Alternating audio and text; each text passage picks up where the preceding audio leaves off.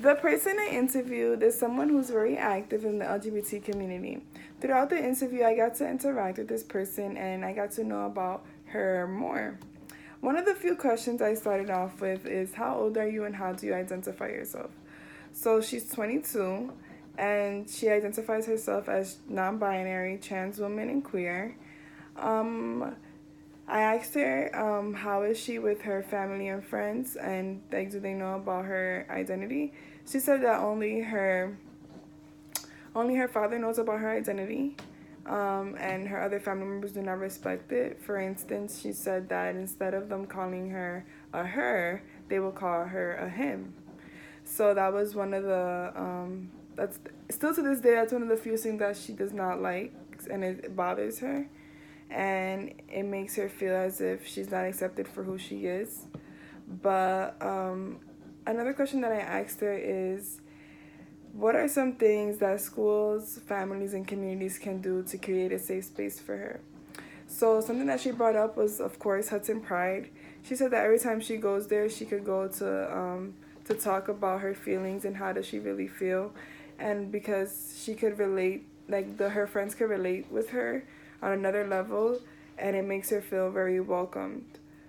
Something else that she mentioned is that she has a lot of dark moments to this day. That the reason why she doesn't live with her mom is because her mom does a lot of harm to her because of her identity, which is something that is very sad, that we live in a society where people are still getting judged for who they are and for their identity.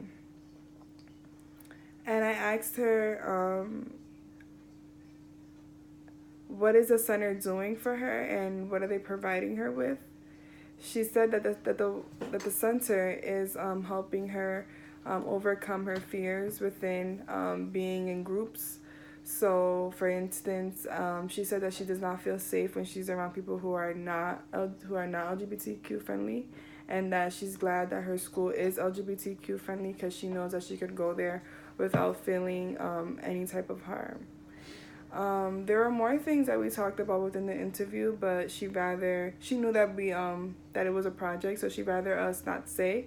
But she is somebody who is very special, and throughout the interview, she said a lot of things that actually touched me. So after the interview, she gave me a hug. We started getting emotional, and then to make it a long story short, before we left the center, she came up to me and she was like, "Oh, can I tell you something?" And I'm like, "Sure."